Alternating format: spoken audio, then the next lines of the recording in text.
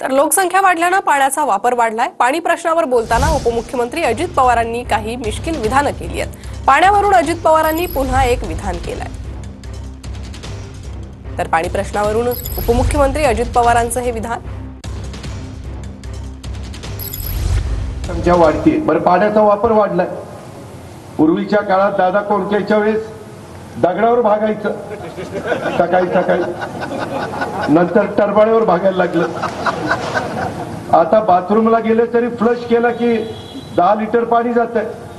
खरं ते बोललं पाहिजे ना। तुमचे नवीन लग्न झालेले असतील, तुमच्याकडे जर सुना आल्या असतील, तुमच्या घरात मुली आल्या असतील, तर त्या कुटुंबाला सांगा 1 किंवा 2 अपत्यावर थांब बाबा, जास्त काही वाढू नको। नाहीतर किती वर्ण ब्रह्मदेव आला ब्रह्मदेव तरी सगळ्याला पाणी पूर्ण अशक्य होईल पुढं।